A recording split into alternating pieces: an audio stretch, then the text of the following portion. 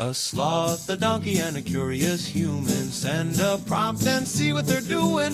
One hits record with a question on his mind. Two brothers pick it up, see what they find. Corn takes his time, Herman's got the facts. Back and forth, they never hold back. My weird prompts, come on in, that's where we begin. My weird prompts, glad you're here. This episode was generated using artificial intelligence. Please verify facts. You know, Herman, we have spent so much time over the last 1,000 episodes talking about the neurobiology of focus. We have dissected how the brain handles tasks, how dopamine drives us, and how medications like Vyvanse or Adderall physically change the landscape of the prefrontal cortex. But today, our housemate Daniel sent over a prompt that shifts the perspective entirely. It is not just about focus anymore. It is about the fundamental state of being awake. We are stepping out of the narrow lane of executive function and into the broad highway of consciousness itself. Herman Poppleberry here, and Corn, you are hitting on the exact distinction that makes today's topic so fascinating. Daniel was asking about modafinil. Most people know it by the brand name Provigil. It is often lumped in with traditional stimulants, but pharmacologically speaking, it is in a category all its own.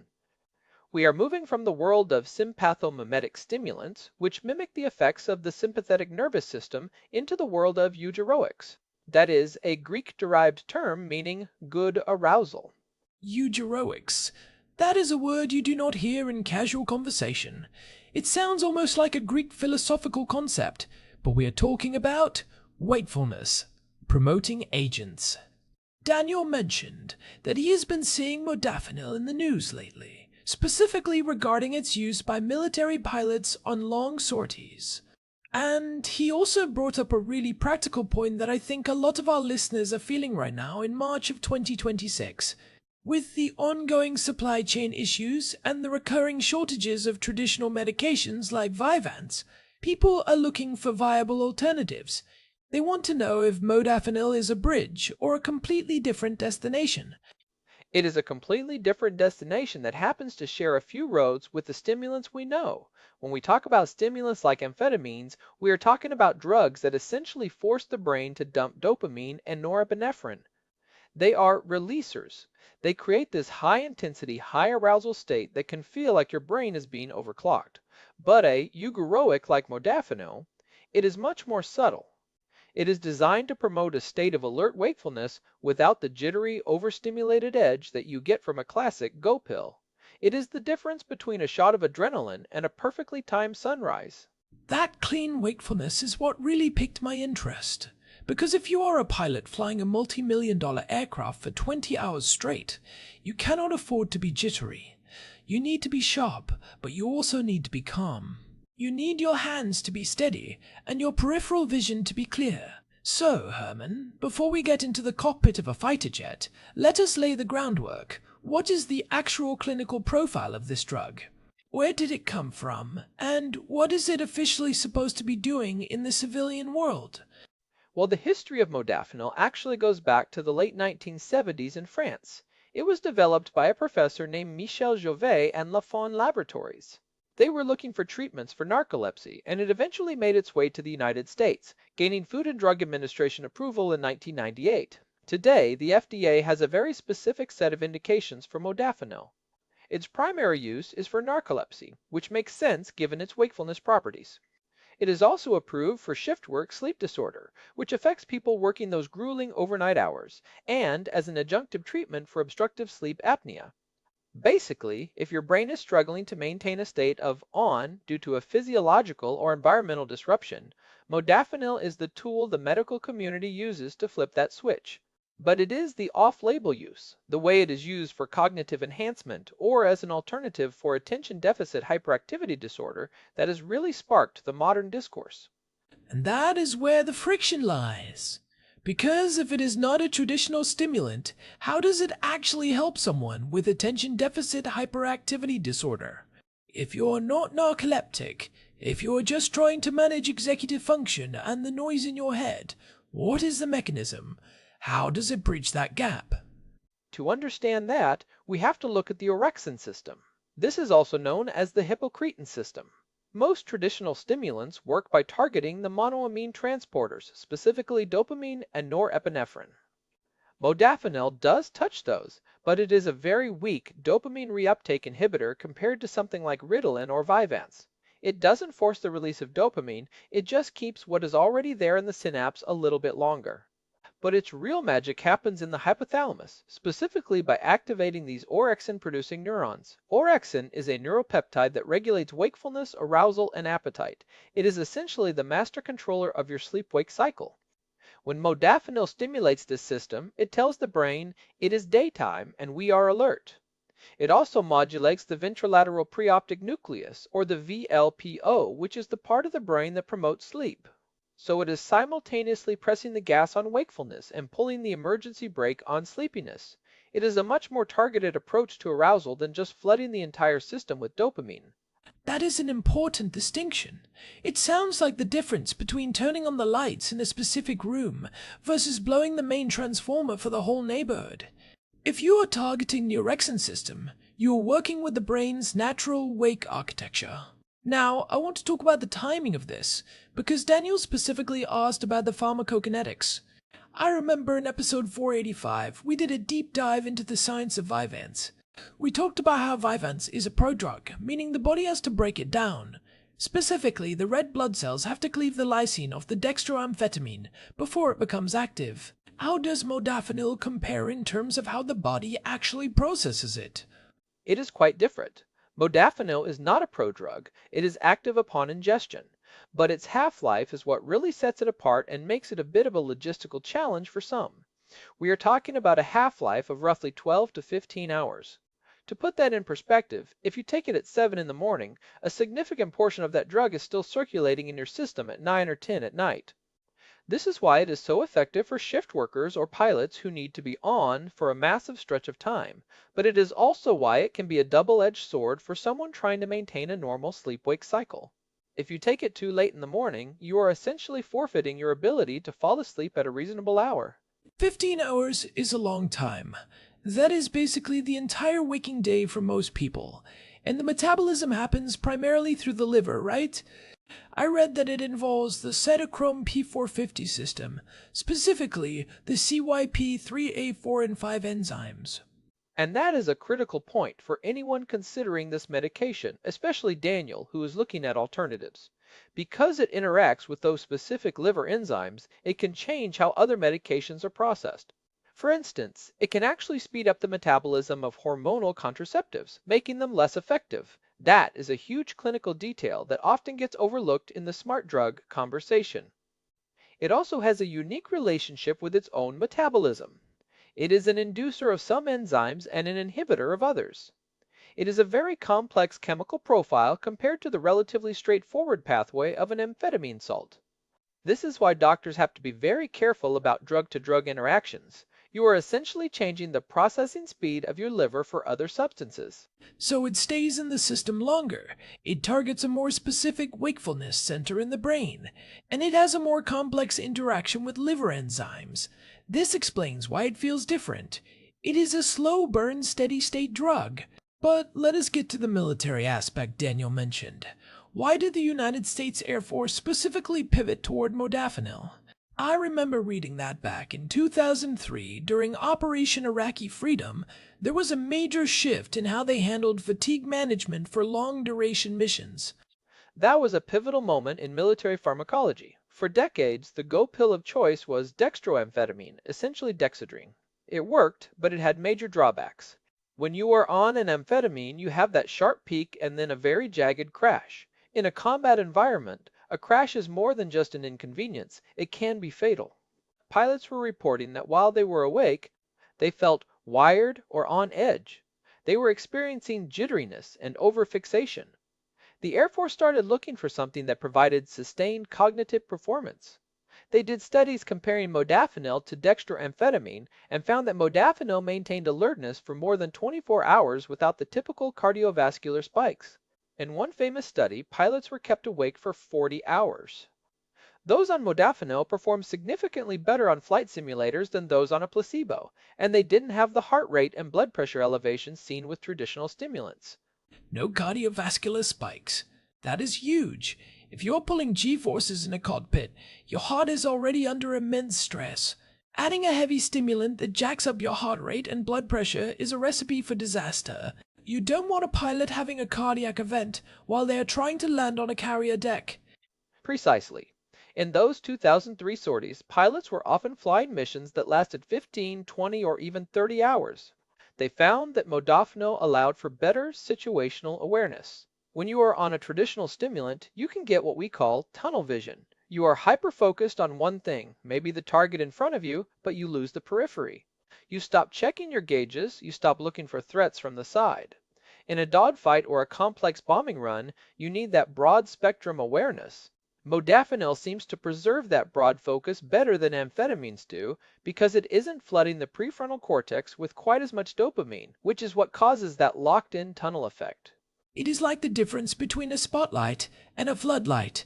The spotlight of an amphetamine is great if you're writing a paper or coding, but the floodlight of a eugeroic is what you want when you are navigating a complex, three-dimensional environment at 600 miles per hour. I can see why the military would prefer that, but let us bring this back down to earth, to the person sitting at their desk in Jerusalem or New York. If someone is struggling with the Vyvanse shortage, like Daniel mentioned, how does this transition work? Is it a one-to-one replacement for attention deficit hyperactivity disorder? It is definitely not a one-to-one replacement, and this is where we have to be very careful. Clinical studies on modafinil for attention deficit hyperactivity disorder have been mixed. There was actually a push in the mid-2000s by a company called Cephalon to get a version called Sparlin approved specifically for pediatric attention deficit hyperactivity disorder. The data showed it was effective, but the Food and Drug Administration rejected it. Not because it did not work, but because of safety concerns regarding a very rare but serious skin reaction called Stevens-Johnson syndrome. Wait, Stevens-Johnson syndrome? That is the one where your skin essentially starts to peel off because of an immune reaction, right? That sounds terrifying. Yes, it is a medical emergency. It is essentially a severe form of toxic epidermal necrolysis. Now, to be clear, the incidence is extremely low. We are talking about 1 in many thousands. But for the Food and Drug Administration, that risk outweighed the benefits for a pediatric population when other stimulants like Ritalin and Adderall were already available and didn't have that specific risk profile. However, for adults, many physicians do prescribe it off-label. The feedback I see in the literature and from patients is that it helps immensely with the brain fog and the lethargy often associated with attention deficit hyperactivity disorder, but it might not provide that same drive or motivation that people get from something like Vyvanse. That makes total sense based on the dopamine distinction you made earlier. If modafinil is not forcing a massive dopamine release, you're not going to get that. I absolutely must do my taxes right now. Feeling. You are not going to get that euphoric I love my job surge, but you will be awake enough to actually make the choice to do them. It is about removing the barrier of exhaustion rather than providing the engine of motivation. That is a perfect way to put it. It removes the barrier. In episode 8 and 38, we talked about the afternoon crash that many people experience on long-acting stimulants. Some doctors are now using modafinil as an adjunct. They might have a patient on a low dose of Vyvanse in the morning and then a small dose of modafinil in the early afternoon to smooth out that crash. Instead of a hard drop-off where the patient becomes irritable and exhausted as the Vyvanse leaves their system, the modafinil keeps the wakefulness floor high enough that they can function until evening. It acts as a safety net for the executive function. I like that concept of a wakefulness floor. It is about stability. But what about the second-order effects? If you are masking fatigue for 15 hours a day, are you not just accruing a massive sleep debt that is eventually going to come due? You can't just keep the lights on forever without the building needing maintenance. You absolutely are. And this is the biggest misconception about modafinil. It is not a substitute for sleep, it is a mask. The brain still needs the glymphatic clearance that happens during deep sleep. That is the process where the brain essentially washes away metabolic waste like beta amyloid. It still needs the memory consolidation that happens in REM sleep. If you use modafinil to push through 2 or 3 days without sleep, your cognitive performance will still degrade, even if you feel awake. You will start making microsleep errors where your brain shuts down for a fraction of a second without you realizing it. For a pilot, that is a crashed plane. For a driver, that is a highway accident. You might feel like you are at 100%, but your reaction time is actually equivalent to someone who is legally intoxicated. So it gives you the sensation of being alert, but the underlying physiological machinery is still grinding to a halt. That is a dangerous illusion if you are not disciplined. It reminds me of the pro-American stance on military efficiency. We want our soldiers and pilots to have every advantage, but we have to recognize the human limits. You can optimize the hardware with chemistry, but the biological software still has its requirements. You can't patch out the need for sleep. And speaking of optimization, we have to talk about the tunnel vision versus broad focus aspect again. In a clinical setting, some patients with attention deficit hyperactivity disorder actually find that modafinil is better for their social anxiety. Because they aren't as wired as they are on Adderall, they feel more like themselves. They are alert and present, but they are not vibrating. They can hold a conversation without feeling like they are jumping out of their skin or talking at 100 miles per hour. It allows for a more natural version of productivity. That is an interesting trade-off. You might lose some of the raw productivity power of an amphetamine, but you gain emotional and social stability. For a lot of professionals, that is a much better deal. Now, Herman, let us talk about the practical side for a minute. If someone is listening to this and thinking, my Vyvanse is out of stock, maybe I should talk to my doctor about modafinil. What should they be looking out for? What are the red flags? First and foremost is the cardiovascular check. While it is safer than amphetamines, it can still raise blood pressure and heart rate in some people. You need to monitor that. Second is the sleep hygiene we just mentioned. You have to have a hard cutoff time for taking it, or you will ruin your circadian rhythm. If the half-life is 15 hours, taking it at noon means it is still very much active at 3 in the morning. You will be lying there with a very quiet, very awake brain, wondering why you can't drift off. And what about the liver enzymes you mentioned? If someone is on other medications, that seems like a major point of discussion for their physician. Huge. You cannot just swap one for the other without looking at your entire chart. If you are on blood thinners, certain antidepressants, or like I mentioned, hormonal birth control, modafinil can throw those levels into chaos. And I would also mention the mood aspect. While it is generally smoother, some people report a specific kind of modafinil irritability. It is not the amphetamine rage you sometimes hear about, but rather a low-level annoyance with interruptions. Because you are so clearly awake and focused on the task, anything that breaks that state can feel incredibly frustrating. It is like someone tapping on the glass of an aquarium while you are trying to meditate. It is the leave me alone, I am working syndrome. I think we've all felt that to some degree, but it sounds like modafinil amplifies it because the state of wakefulness is so persistent. It is not a wave that you ride, it is a plateau that you are standing on. That is a great analogy. It is a plateau, and when you are on that plateau, you expect everything else to be at that same level of efficiency. When the world around you is slow or chaotic, it creates a cognitive dissonance that manifests as irritability. You are essentially out of sync with the natural ebb and flow of the people around you. Let us pivot back to the future of this.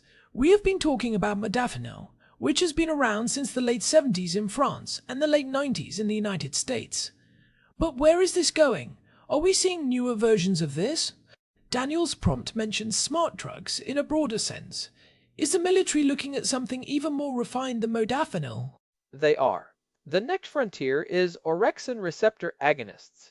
Instead of a drug like modafinil that broadly stimulates the system and has some minor dopamine effects, they are looking at molecules that very specifically target the orexin 2 receptor.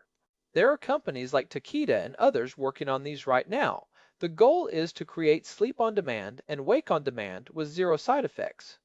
Imagine a pill that gives you the equivalent of 8 hours of restorative sleep in just 2 hours by compressing the sleep cycles, or a wakefulness agent that has a half-life of only 4 hours so you can be sharp for a meeting and then nap immediately after. We are moving toward a world of surgical neuropharmacology. That sounds like science fiction, but then again, 20 years ago, the idea of a pilot flying for 30 hours on a wakefulness pill sounded like science fiction too. It is all about that incremental mastery over our own neurobiology. But I think there is a philosophical caution here. We are in Jerusalem, a city that has seen thousands of years of human history. We know that humans have always looked for ways to push past their limits, whether it was caffeine or ephedra or modern eugeroics. But the limit is always there for a reason. The biological tax always has to be paid. It is. Whether you pay it in the form of a crash on Friday night or a gradual decline in cognitive health over a decade, you cannot cheat the system forever. Modafinil is a tool, and like any tool, its value depends entirely on the skill and wisdom of the person using it. It is excellent for maintenance, for getting through a crisis, or for managing a chronic condition like narcolepsy. But it is not a replacement for the foundation. The foundation being sleep, nutrition, and a managed environment. It is funny, we spend all this time looking for the perfect pill, but often the most pro-American, high-performance thing you can do is just get 7 hours of sleep and a solid breakfast. Spoken like a true sloth, corn. But you are absolutely right. Even the Air Force, with all their Go pills, has incredibly strict crew rest requirements. They know that you can only push the human machine so far before the metal starts to fatigue. They don't just give pilots modafinil and tell them to fly forever, they use it to bridge the gap between necessary rest periods. So, to summarize for Daniel and for everyone else dealing with these medication shortages, modafinil is a fascinating, highly effective eugeroic. It is the pilot's choice because it offers clean, stable wakefulness without the jittery highs and lows of amphetamines. It works through the orexin system and has a massive 15-hour half-life. It might be a viable off-label alternative for some adults with attention deficit hyperactivity disorder, especially those who struggle with brain fog or the afternoon crash, but it requires a careful look at liver enzymes and a very disciplined approach to sleep. And if you are going to try it, do it under strict medical supervision. This is not something to buy off some shady website. The risks, while rare, are real. Stevens-Johnson syndrome is no joke, and the cardiovascular load, while lower than Adderall, is still there. Be smart about your smart drugs. Monitor your blood pressure, check your liver enzymes, and for heaven's sake, don't forget to sleep when the drug finally wears off. Be smart about your smart drugs. That should be the tagline for this whole segment of the podcast. You know, Herman, looking at the archive, we have covered so many angles of this. If people want to dig deeper into the dopamine side of things, they should definitely check out episode 834, The Chemistry of Focus. It really helps frame why modafinil feels so different from the traditional stuff. And for the practical side of managing that afternoon crash we mentioned, episode 838 is a must listen. We go into the metabolism of these boosters in a way that I think complements this modafinil discussion perfectly. It helps you understand why your body reacts the way it does when a drug starts to leave your system. Well, this has been a deep one. I feel like I need a nap just thinking about all that wakefulness. Just don't take a modafinil before you do, or you'll be staring at the ceiling until tomorrow morning. Noted. Before we wrap up, I want to say a huge thank you to Daniel for sending this in. It is such a timely topic with everything going on in the pharmaceutical world right now. And to all of you listening, if you've been with us for a while, you know how much we appreciate your support. If you are enjoying my weird prompts, please take a second to leave us a review on your podcast app or on Spotify. It genuinely helps the show grow and helps other people find these deep dives into the mechanics of the human mind. It really does. We love seeing the community grow around these weird, wonderful topics. It keeps us digging through the medical journals. You can find all our past episodes, including the ones we mentioned today, at myweirdprompts.com. We have a full search feature there, so you can find exactly what you are looking for in our 1,000-episode archive. We are also on Spotify, obviously. Herman Poppleberry, signing off. Stay sharp, everyone. And stay curious. We will see you next time on My Weird Prompts. Wait, Corin, I just realized we didn't talk about the tunnel vision effect in relation to creative work. Do you think modafinil kills creativity? That is a whole other 30-minute conversation, Herman. Let us save that for episode 1036. Fair enough. I will start pulling the papers on divergent thinking under eugeroic influence. I suspect there is a significant impact on the default mode network. I knew you would. Bye, everyone. Bye. You know, I was just thinking about that creativity point Herman brought up at the very end. It is actually a really significant part of the user experience that often gets buried in the clinical data. If you look at the anecdotal reports from writers and artists who have used modafinil, there is this common thread of mechanical productivity. They can sit down and churn out 5,000 words, but they often feel like the soul, or the spark, is slightly muted. It is like the drug turns you into a very efficient processor, but maybe at the expense of that random, chaotic inspiration that drives true creativity. That is actually backed up by some of the literature on dopamine and the prefrontal cortex. There is this inverted U model of dopamine function. You need a certain amount of dopamine for optimal cognitive performance, but if you go too high, you actually start to impair the flexibility of your thinking. You become cognitively inflexible. You are great at following a set path, but you are terrible at jumping to a new one. Traditional stimulants can push you past that peak very quickly. Modafinil, because it is more subtle, might stay closer to the peak for longer, but it still prioritizes the stay on task signal over the wonder and wander signal. The wonder and wander signal. I love that. It really highlights the trade-off of the modern world. We are so focused on optimization and efficiency that we forget that some of our best work comes from being a little bit tired, a little bit distracted, and a little bit unfocused. There is a reason why shower thoughts are a thing. When your brain relaxes its grip on a problem, that is when the solution often slides into place. And if you are using a eugeroic to maintain a state of high alert wakefulness for 16 hours a day, you are never giving your brain that relaxed grip time. You are essentially keeping your prefrontal cortex in a vice grip of alertness. It is great for a pilot who needs to monitor 100 dials and respond to a mid-air emergency, but it might be the worst thing for a poet or a theoretical physicist who needs their mind to drift into the abstract. It is the difference between executive function and exploratory function. And I think for a lot of people with attention deficit hyperactivity disorder, they actually value their exploratory function. It is part of their identity. It is that divergent thinking that allows them to see connections others miss. So when they look for a medication, they are looking for something that helps them manage the chaos without killing the magic. Based on everything we have discussed, it sounds like modafinil might be a bit of a magic killer for some, simply because it is so relentlessly focused on the now and the awake. It certainly can be. But for someone who is drowning in brain fog and can't even start their day, mechanical productivity is a godsend. It is all about the baseline you are starting from. If your baseline is, I can't get out of bed, then a mechanical day is a massive victory. It is the first step toward reclaiming your life. That is a very fair point. Context is everything in pharmacology. We have to meet people where they are. And right now, where a lot of people are, is in a state of frustration with a medical system that can't provide the medications they have relied on for years. Whether it is modafinil or something else, the search for alternatives is a search for agency. It is about taking back control of your own neurobiology. And that agency starts with information. That is why we do this. We want to give people the technical depth they need to have real, informed conversations with their doctors. We aren't just here to talk about smart drugs as a trend, we are here to look at the actual hepatic metabolism and the orexin pathways so you can go into that appointment with your head held high, knowing exactly what you are asking for and why. Precisely. We have covered the map that Daniel laid out for us. From the cockpit of an F-35 to the liver enzymes of a Jerusalem housemate, it is all connected. It is a small, chemically interconnected world, Herman. It really is, Corn, and it is getting smaller every day as we map out these pathways. All right, for real this time, we are going to wrap it up. Thank you all for listening to my weird prompts. We are the Poppleberry Brothers, and we will be back in your ears very soon. Don't forget that review on Spotify. It really does help the algorithm find us.